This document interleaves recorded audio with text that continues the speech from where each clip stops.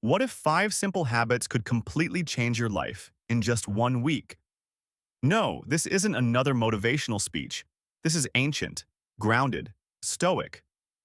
The Stoics, Marcus Aurelius, Seneca, Epictetus, believed in one thing above all, mastering yourself before trying to master the world. And that's exactly what I did. For 1 week, I followed 5 powerful habits inspired by Stoic philosophy. They didn't just improve my focus or help me stay calm, they transformed the way I live.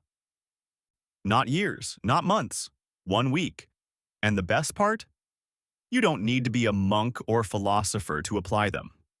In today's video, I'm sharing the exact 5 habits that rewired how I think, react, and show up in life.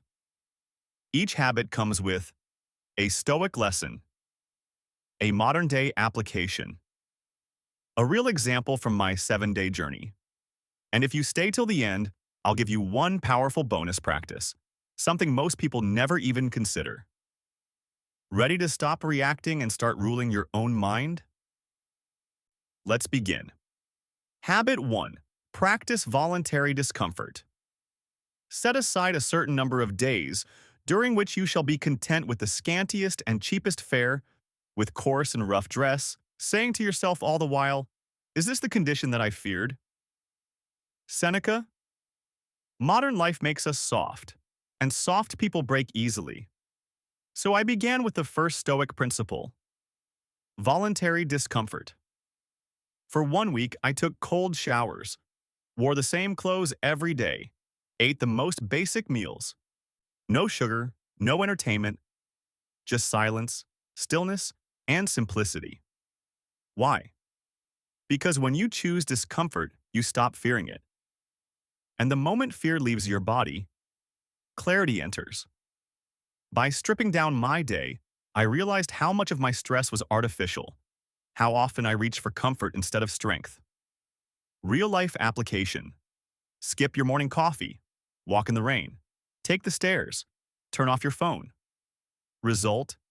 By day 3, I felt powerful, not because I had more, but because I needed less. That's freedom. Habit 2. Memento mori. Meditate on death. You could leave life right now. Let that determine what you do, say, and think. Marcus Aurelius. The second habit was the most intense. Every morning I reminded myself, I could die today. Not in a dramatic way, but with purpose. Each morning I looked in the mirror and said, if today were my last, would I still waste time on fear, jealousy, or doubt? This habit changed everything. Deadlines didn't scare me. Arguments felt meaningless. I hugged longer. I spoke slower. When you meditate on death, you start living. Modern application, keep a memento mori coin on your desk or wallpaper. Or simply write, you could die today, where you'll see it often. Example, on day 4, I canceled a meeting I didn't want to attend, and I finally called a friend I hadn't spoken to in years. Why? Because life is short. And Stoicism reminds us, we are not promised tomorrow. Habit 3. The pause. Control your initial reaction. If someone succeeds in provoking you, realize that your mind is complicit in the provocation. Epictetus. One of the hardest things in life? Not reacting. Emails, insults, traffic, disrespect. They all trigger us.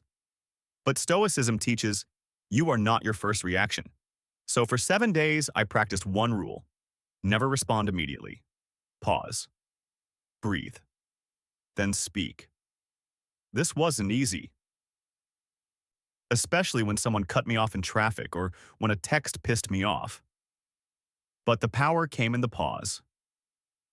That split second of awareness made me realize I control my inner world. Application. Before replying to an email or reacting emotionally, count to 5. Inhale. Hold. Exhale, then decide. Example. Someone on social media left a cruel comment. My fingers were ready to fight back. But I paused, breathed, and simply responded, I wish you peace. That's not weakness. That's power. Habit 4. Morning journaling. Master the inner dialogue. If you wish to improve, be content to appear clueless or stupid in extraneous matters. Epictetus. Every morning for 1 week, I wrote just 3 things. What am I grateful for? What am I afraid of? What would my highest self do today? That's it. No fluff, no endless paragraphs, just brutal clarity. Journaling made me face my internal chaos.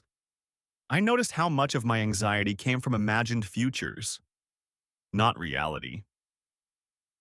Application. Start each day by handwriting your thoughts. No phone, no typing, just paper and truth.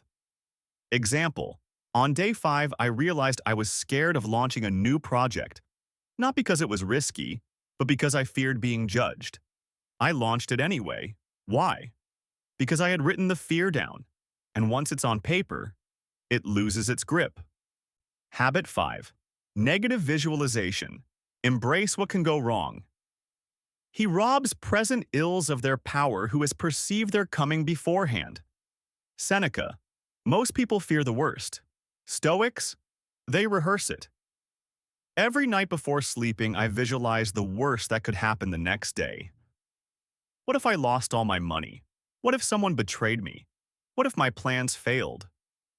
Sounds dark, right? But here's the twist. By imagining the worst, I made peace with it.